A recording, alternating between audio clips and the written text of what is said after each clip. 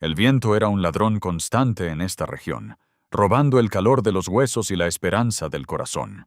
Azotaba las llanuras interminables y abrasadas por el sol, trayendo consigo la tierra áspera y el aroma del invierno que se avecinaba.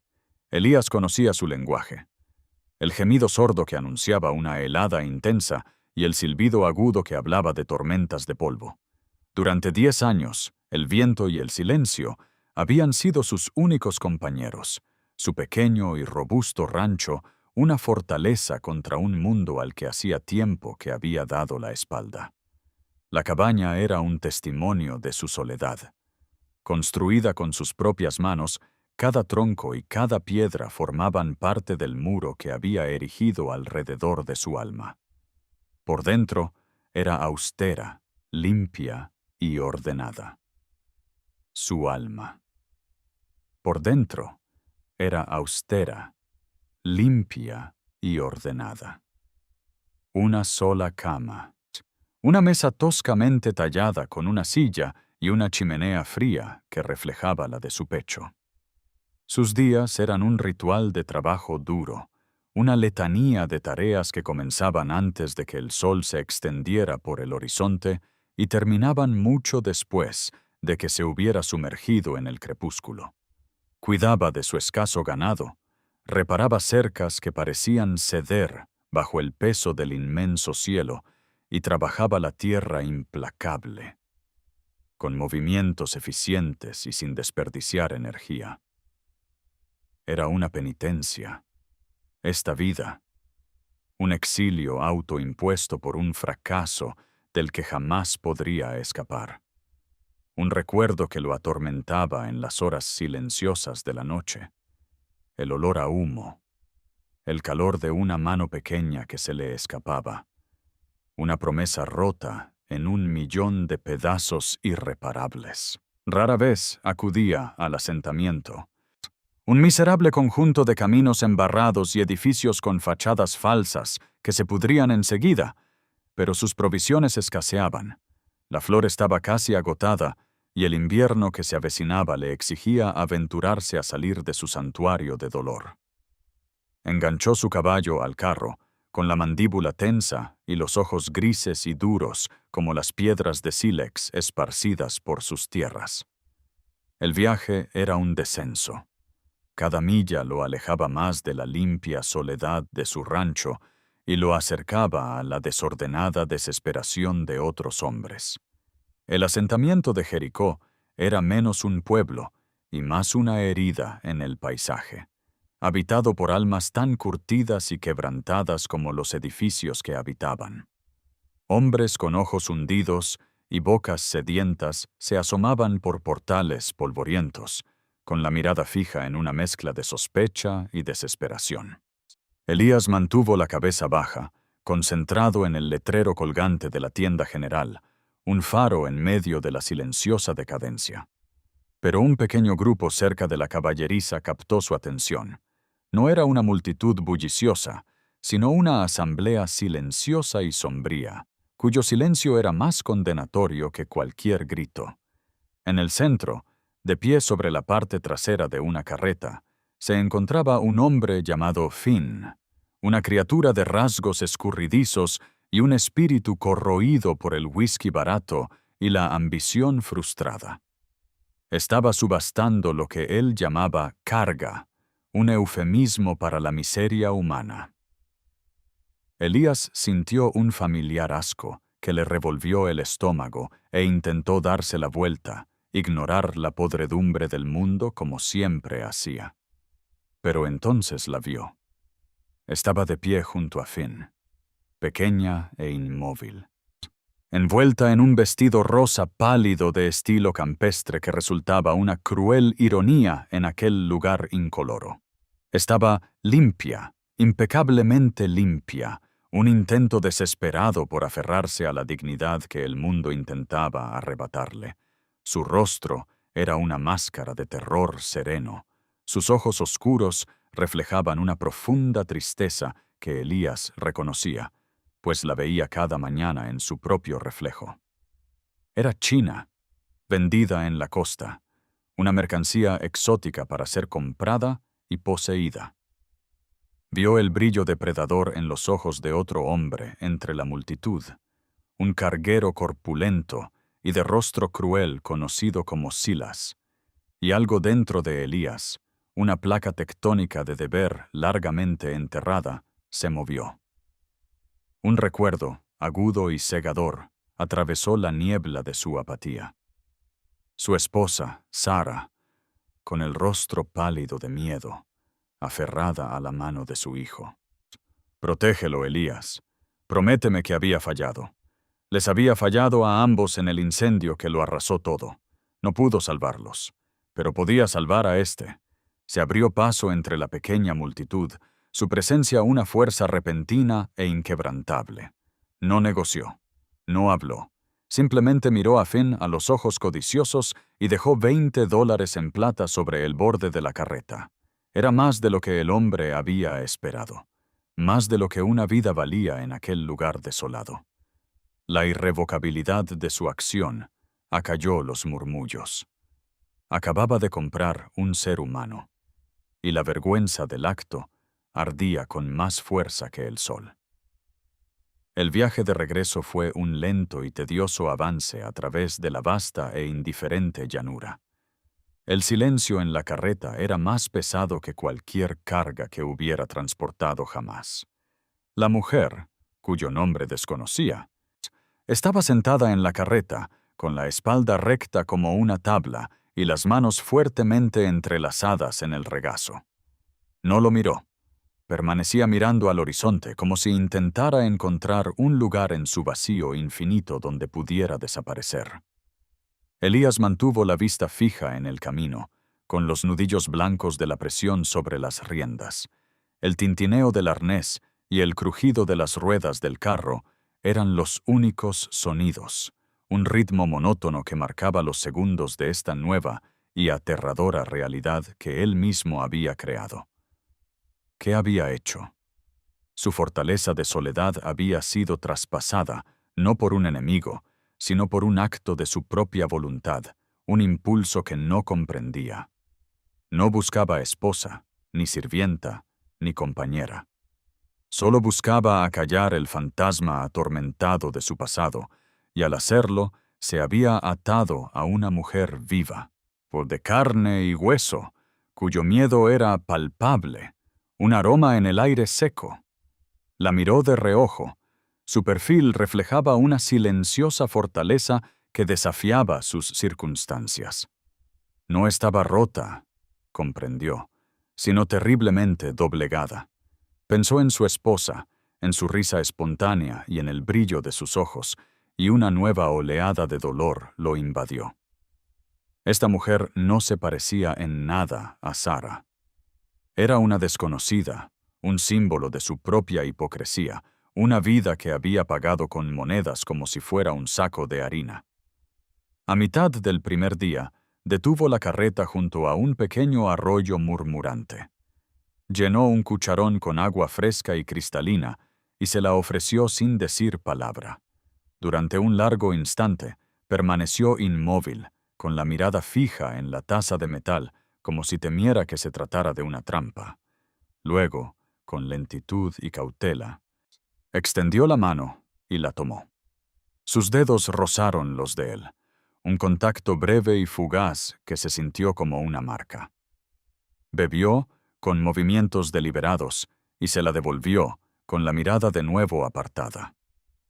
El simple intercambio resultó trascendental, un pacto sellado en una silenciosa guerra de miedo e incertidumbre. No sentía que estuviera más cerca de comprender qué haría con ella, pero el simple acto de bondad le pareció el primer paso firme en un camino envuelto en niebla. Llegaron al rancho al anochecer, tiñendo el cielo de tonos púrpura y naranja apagados. La cabaña, que siempre había parecido un refugio suficiente, ahora se veía increíblemente pequeña, una caja frágil contra la oscuridad que se cernía sobre ellos. Elías detuvo la carreta y se sentó un momento. El silencio entre ellos se hizo tenso. La mujer no se había movido, con la mirada fija en la sencilla estructura de madera como si fuera una prisión.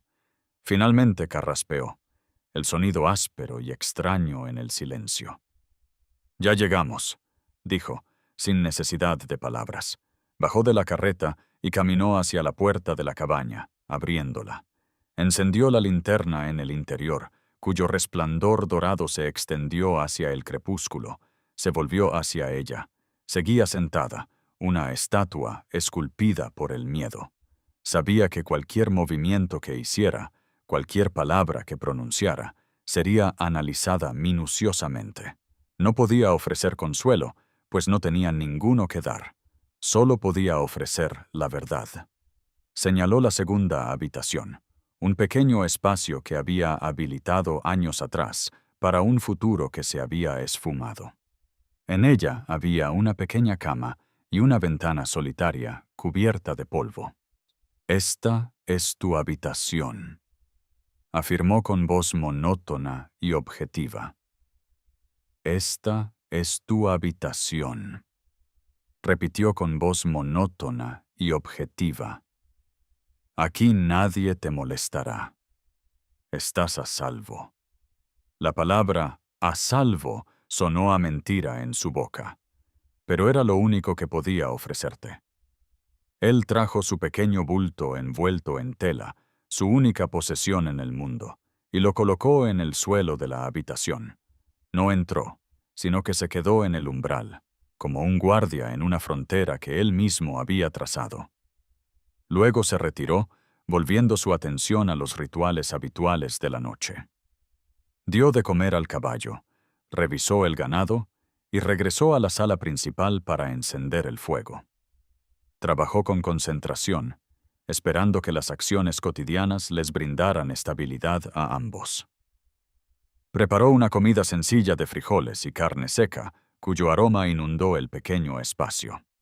Colocó un plato en un extremo de la mesa y otro en el otro, separándolos un abismo de madera y silencio. Finalmente, salió de su habitación con una gracia silenciosa y se sentó. Comieron en silencio, sin pronunciar palabra. Los únicos sonidos eran el roce de las cucharas contra los platos de hojalata y el crepitar del fuego. No fue una comida compartida. Fueron dos soledades coexistiendo en una frágil tregua tácita. Los días que siguieron transcurrieron en un extraño y silencioso ritmo. Elías se levantaba antes del amanecer. El golpeteo de sus botas en el suelo de madera era el único despertador. Encontraba el fuego ya reavivado, una pequeña cafetera calentándose en la chimenea. Nunca la vio hacerlo, pero la evidencia de su presencia estaba allí, un fantasma silencioso que ordenaba los bordes de su dura existencia. Trabajaba afuera hasta el mediodía, y cuando regresaba, un plato de comida lo esperaba en la mesa. Comía solo y luego volvía a sus labores hasta el anochecer. Supo que se llamaba May. Lo había encontrado escrito en un pequeño trozo de papel desgastado, metido en su bulto cuando lo movió. No lo usó. No le habló en absoluto. Su comunicación era una pantomima de espacio compartido, un desgarro remendado en su camisa, doblada sobre su catre. Un cubo de agua fresca junto a la puerta. Una pequeña flor silvestre de la pradera colocada en una taza de hojalata en el alféizar de la ventana. Cada uno era un mensaje silencioso, un hilo frágil que se tejía entre ellos en el inmenso silencio. Aprendió la cadencia de sus movimientos, el suave roce de la escoba, el murmullo de una canción de su tierra natal mientras ella trabajaba. Su presencia empezó a sentirse menos como una intrusión y más como un silencioso contrapunto a su propia y sombría melodía. Una tarde, una violenta tormenta otoñal se abatió sobre la cabaña, tiñendo el cielo de un negro amoratado mientras la lluvia azotaba con fuerza. Elías trabajó hasta tarde, asegurando el ganado, y regresó empapado hasta los huesos, con el cuerpo dolorido por el frío y el agotamiento. Empujó la puerta de la cabaña y se encontró con una escena de inesperada calidez. El fuego ardía con fuerza, disipando las sombras, y el aire estaba impregnado del aroma de un sabroso caldo. Allí estaba May, junto a la chimenea, su silueta suavizada por la luz del fuego. Se giró al verlo entrar, y sus ojos oscuros reflejaban algo que él no había visto antes. No era miedo, sino una silenciosa preocupación. Tomó su abrigo mojado y lo colgó junto al fuego, con movimientos ágiles y seguros. Vertió el caldo humeante en un tazón y lo colocó sobre la mesa. Por primera vez, él se sentó no como un hombre solitario, sino como alguien a quien cuidaban. Comió, sintiendo cómo el calor lo envolvía, disipando un frío que lo había atormentado durante años. La miró al otro lado de la mesa, viéndola no como la mujer que había comprado, sino como la mujer que había traído un rayo de luz a su mundo sumido en la oscuridad. Sus ojos se posaron en un pequeño objeto sobre la repisa de la chimenea. Un caballito de madera que había tallado para su hijo. May siguió su mirada. Ella lo miró de nuevo, su expresión indescifrable, su mirada. Ella lo miró de nuevo, su expresión indescifrable, y entonces habló, su voz apenas un susurro, el inglés roto pero claro. ¿Tienes? ¿Hijo? La pregunta lo golpeó como un golpe físico. Negó con la cabeza, la palabra se le atascó en la garganta. Sí, lo hice. Una profunda tristeza cruzó su rostro, una profunda y comprensiva empatía que trascendía el lenguaje. Bajó la mirada hacia sus manos. Su siguiente pregunta, tan baja que casi no la oyó. ¿Lo haré? ¿Tendré que hacerlo? ¿Por ti? La pregunta quedó suspendida en el aire. Un testimonio de los horrores que debió haber soportado. De las cosas que creía que se esperaban de ella. No preguntaba sobre amor ni matrimonio. Preguntaba sobre servidumbre, sobre ser utilizada como recipiente para reemplazar a un fantasma.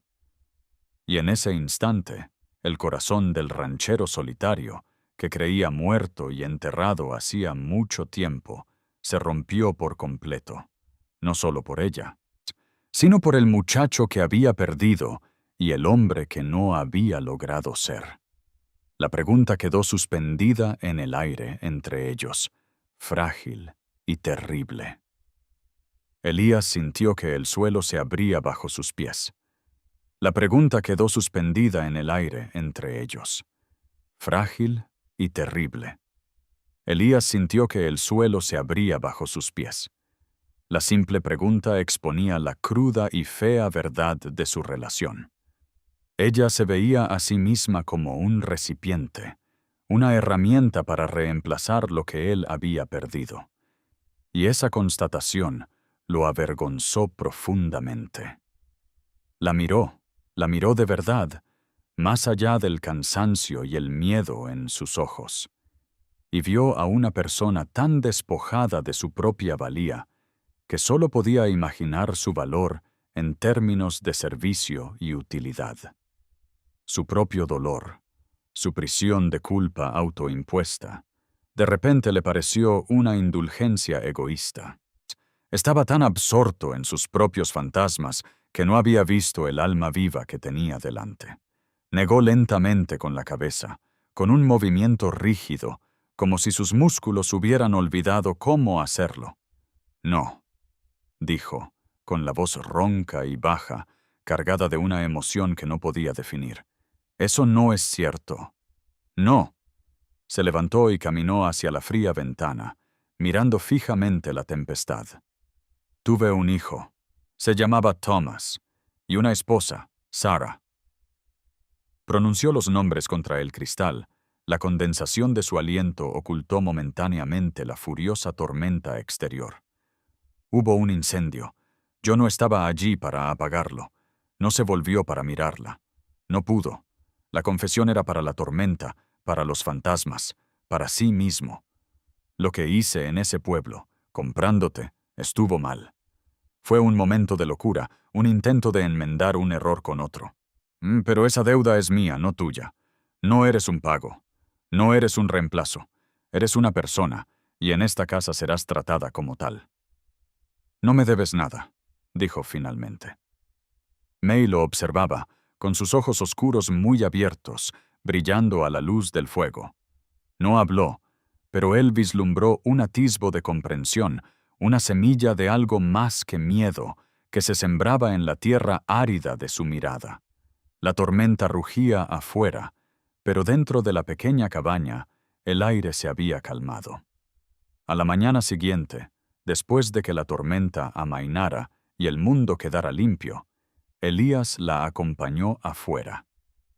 En lugar de señalarle las tareas de la casa, la llevó al otro extremo del granero.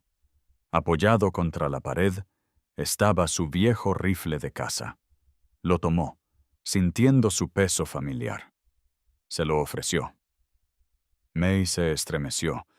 Sus ojos iban del arma a su rostro. La confusión y el miedo, luchando por dominar. En esta tierra, dijo con voz firme, la seguridad no es algo que otra persona pueda darte. Es algo que debes ser capaz de crear por ti misma. Le mostró cómo sostenerla, cómo apoyarla contra su hombro. Le explicó el mecanismo, la mira, el gatillo. Sus manos, ásperas y callosas, se aferraban a las de ella mientras él ajustaba su agarre. El contacto era impersonal, el contacto de un maestro. Pasaron la mañana disparando a latas viejas que él había alineado en un poste de la cerca. Sus primeros disparos fueron erráticos. El retroceso sacudió su pequeño cuerpo. Pero no se quejó. Escuchaba atentamente, con el ceño fruncido por la concentración. Aprendía rápido, y su tranquila observación se traducía en una mano firme. Al mediodía, ya acertaba a las latas con una consistencia que lo sorprendió. Con cada tiro certero, la veía erguirse un poco más, enderezar los hombros y el miedo en sus ojos ser reemplazado por un brillo concentrado y decidido. No solo le estaba enseñando a disparar. Él le devolvía parte del poder que el mundo le había arrebatado. El invierno no llegó como un huésped apacible, sino como un tirano conquistador, cubriendo las llanuras con un manto de nieve profundo y silencioso. El mundo se encogió. El horizonte desapareció tras una cortina blanca constante. El rancho se convirtió en una isla en un mar helado, y Elias y May en sus únicos habitantes. La cercanía forzada y el profundo aislamiento transformaron la naturaleza de su silencio. Ya no era un vacío entre dos extraños, sino un espacio compartido de cómoda quietud. Desarrollaron un nuevo lenguaje, uno de gestos y tareas compartidas. Él cortaba leña hasta que le dolían los brazos, y ella le preparaba una comida caliente. Ella remendaba su ropa con puntadas tan finas que casi eran invisibles, y ella le preparaba una comida caliente. Ella remendaba su ropa con puntadas tan finas que eran casi invisibles, y él se aseguraba de que el camino al pozo siempre estuviera despejado de nieve para ella. Comenzó a tararear de nuevo las mismas melodías inquietantemente bellas de su tierra natal, pero ahora no eran susurros de tristeza, sino sonidos de serena satisfacción. Una tarde, señaló el pequeño caballo de madera sobre la repisa de la chimenea y con su inglés cuidadoso y pausado, preguntó para quién era. Él le habló de Thomas, de cómo había amado a los caballos más que a nada. A la noche siguiente, encontró un trozo de madera de desecho y su cuchillo de tallar sobre la mesa. Era una invitación tácita.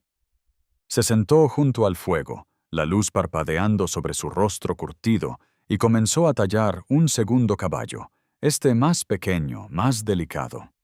Mientras trabajaba, hablaba, contándole pequeñas historias sobre su hijo, recuerdos que había guardado bajo llave durante una década.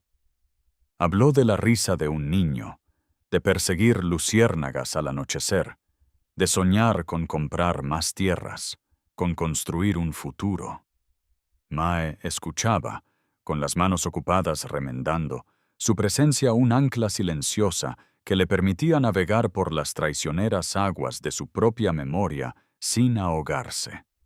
Su frágil paz se vio interrumpida por la aparición de un jinete, una figura oscura que emergió de una ventisca. Era Finn, el hombre de Jericó. Su rostro estaba demacrado, sus ojos reflejaban la mirada desesperada y esquiva de un animal acorralado. Afirmó que los $20 no eran suficientes, que un hombre como Silas le había ofrecido más y que había venido a cobrar lo que le correspondía. «Ella vale más que eso», se burló Finn. «Ha venido a cobrar lo que le corresponde. Ella vale más que eso». Finn se burló. Su mirada se deslizó sobre May con una sonrisa posesiva. Mucho más, Elías se interpuso entre ellos. Su cuerpo era una pared sólida e inmóvil. «Ella no está en venta. Hiciste tu trato. Ahora vete de mi tierra». Finn rió. Un sonido áspero y feo. Se abalanzó. No por Elías, sino por May. En un instante, todo cambió. May no gritó ni se acobardó. Se movió con una rapidez que desmentía su tamaño agarrando el atizador caliente de la chimenea. Lo sostuvo frente a ella. La punta de hierro brillaba con un naranja amenazador. Sus ojos ardían ardiendo con un fuego frío que Finn no reconoció. «No me tocarás», dijo ella con voz baja y firme. Finn se quedó paralizado, sobresaltado por la ferocidad de aquella mujer a la que había vendido como un saco de grano. Elías estaba a su lado, con la mano apoyada en el mango del hacha junto a la puerta. Formaban un frente unido. Derrotado, Finn escupió una maldición a la nieve y se retiró, engullido una vez más por la tormenta. Pero dejó tras de sí una sensación de frío que nada tenía que ver con el invierno. Les había recordado que el mundo seguía ahí fuera y que no los había olvidado. La amenaza que Finn había reavivado flotaba en el aire. Una tensión constante e inexpresada. Ya no eran solo dos personas compartiendo un espacio. Eran socios en una precaria lucha por la supervivencia. El invierno se agudizaba, apretando con fuerza la tierra. El viento aullaba como espíritus dolientes, y la nieve se acumulaba en grandes montones contra la cabaña y el granero. Elías le enseñó a May a rastrear animales en la nieve, a interpretar las señales del terreno, a integrarse en el paisaje agreste en lugar de ser víctima de él. Le dio un cuchillo y le enseñó a usarlo no solo para protegerse, sino también para despellejar un conejo o tallar el mecanismo de una trampa. Le estaba entregando las llaves de su mundo, el conocimiento que lo había mantenido con vida.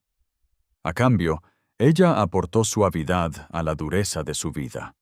Le enseñó a usar hierbas silvestres que encontraba asomando entre la nieve, preparando una infusión que aliviaba el dolor en sus huesos. Habló más de su hogar, de un lugar con verdes montañas y anchos ríos, pintando con sus palabras imágenes que estaban a años luz de las interminables llanuras blancas. Estaban forjando una vida en su aislamiento, un delicado ecosistema de confianza y respeto mutuos. El mundo exterior finalmente llegó a ellos un día en que el cielo era una lámina de gris metálico, el aire tan frío que se sentía quebradizo. Aparecieron 3 jinetes, cuyos caballos levantaban nubes de nieve. El hombre que iba al frente era Silas, el carguero de rostro cruel de la subasta. Sus ojos eran pequeños y duros, como pedacitos de hielo en un rostro carnoso, y se fijaron en May, que traía una cesta de leña, con expresión de posesión. «He venido por mi propiedad, ranchera», gritó Silas, con una voz grave y gutural que resonó en el aire gélido. Finn me dijo dónde encontrarte. Compraste artículos robados. Ella me fue prometida. Elías salió del granero con una horca en la mano. Caminó despacio, con paso firme, hasta que se detuvo frente a May, protegiéndola. «Ella no es una propiedad», dijo Elías con voz peligrosamente baja. «Es mi esposa». La palabra los sorprendió a ambos. Era mentira, pero también era lo más cierto que había dicho jamás. Era una declaración, una línea trazada en la nieve. Silas soltó una risita. Un sonido desagradable y sin humor. ¿Una esposa? ¿Un hombre como tú, escondido aquí en la tierra? No me importa cómo la llames. Pagué un depósito. Es mía. Desmontó mientras sus dos hombres se extendían, con las manos cerca de las pistolas que llevaban en el cinturón. Puedes dármela ahora y te dejaré vivir. O podemos hacerlo por las malas. El aire crepitaba con una amenaza latente. El vasto y desolado paisaje no ofrecía ninguna esperanza de ayuda. Solo estaban ellos, los tres depredadores, y las dos figuras solitarias que habían construido un hogar frágil y ahora debían defenderlo. Los nudillos de Elías estaban blancos de tanto morder la horca. Pensó en el fuego, en la promesa que no había podido cumplir. No otra vez. Esta vez no fallaría.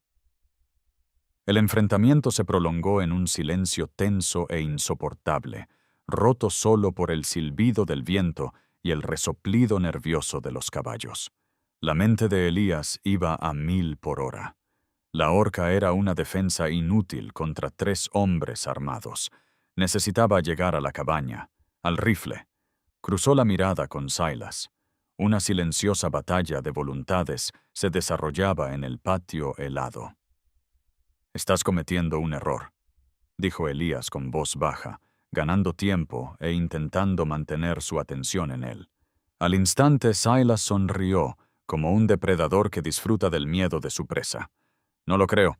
Chicos, vayan a buscar mi premio», dijo, y los dos hombres comenzaron a moverse, uno hacia la izquierda y el otro hacia la derecha.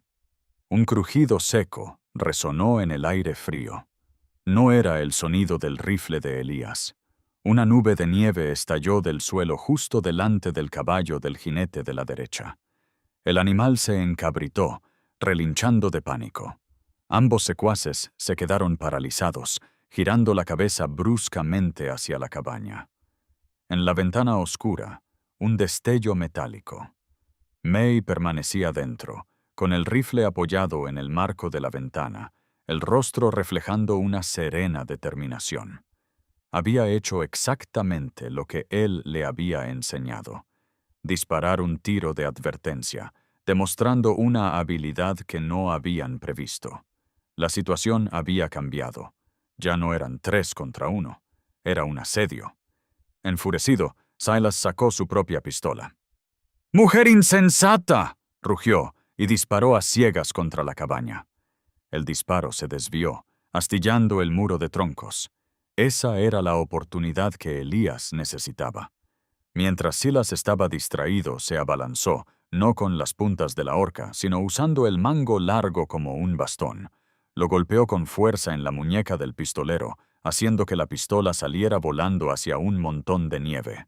Luego, volvió a clavarle el mango en el estómago, haciéndolo doblarse de dolor. El segundo secuaz, recobrando el valor, desenfundó su arma, pero otro disparo resonó desde la cabaña. Este no fue una advertencia. Le atravesó el hombro, haciéndolo girar con un grito de agonía.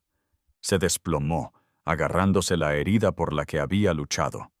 Silas, agarrándose la muñeca magullada, miró con incredulidad de Elías a la ventana de la cabaña.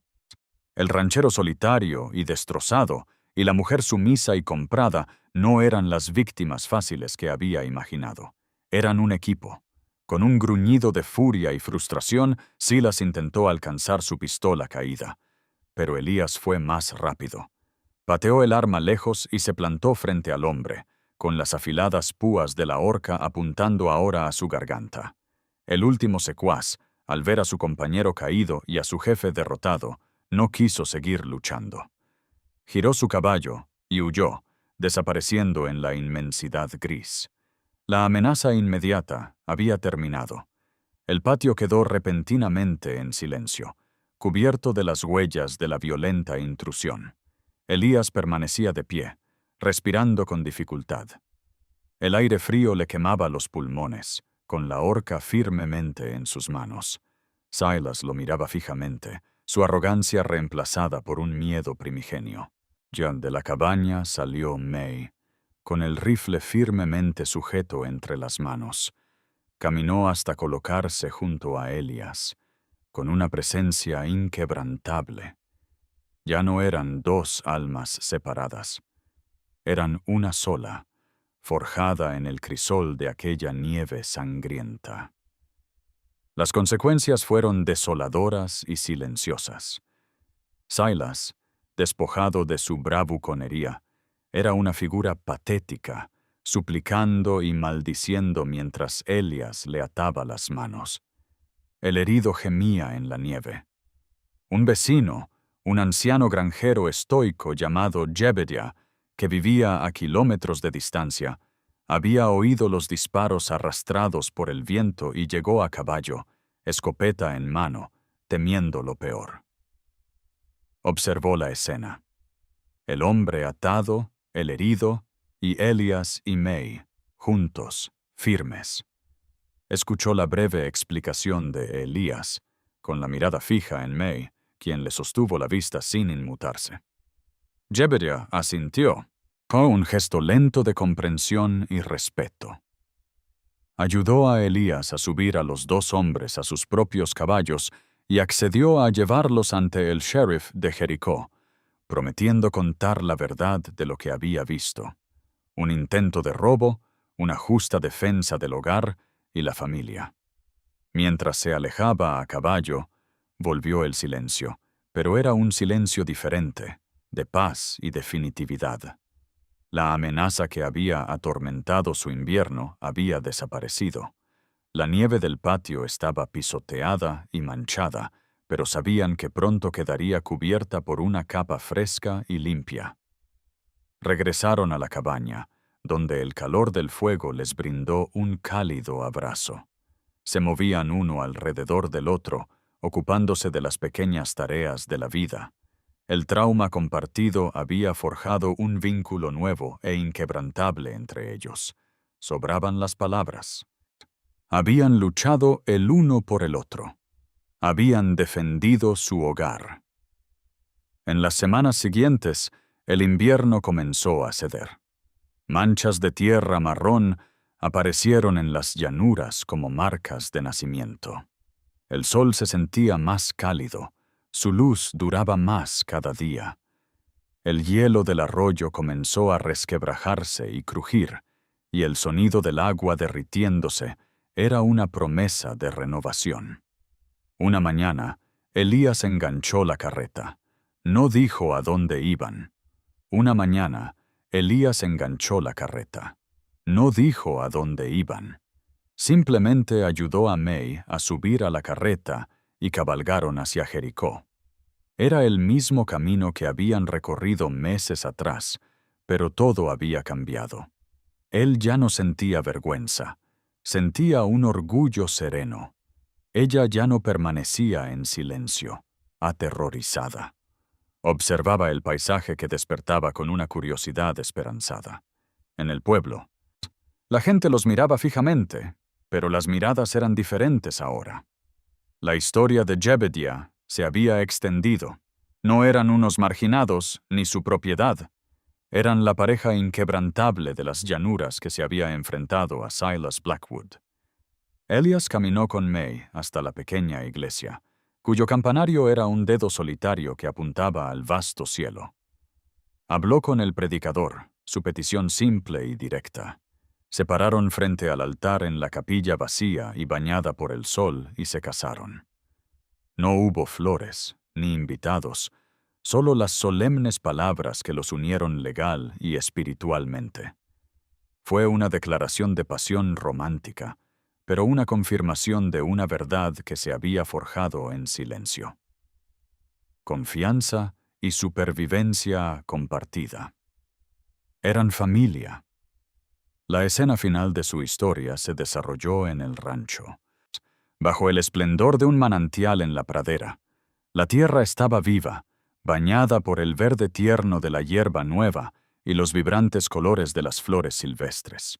Elías estaba arrodillado en la tierra fértil y oscura, mostrándole a May cómo plantar un huerto, un lugar para verduras y hierbas, un lugar donde las raíces pudieran crecer profundamente.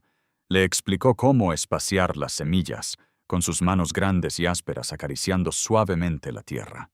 Él la miró, y una sonrisa asomó a sus labios, una sonrisa sincera que iluminó sus ojos grises y borró años de tristeza. Ella le devolvió la sonrisa, y entonces, por primera vez, la oyó reír. Era un sonido claro y hermoso, como el agua del deshielo que corre por el arroyo. «Elías», dijo ella, probando su nombre en sus labios, «es un buen día para sembrar».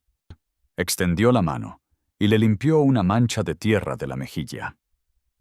«Sí, May», respondió, pronunciando su nombre con una reverencia que contenía todo el amor y el respeto que no podía expresar con palabras.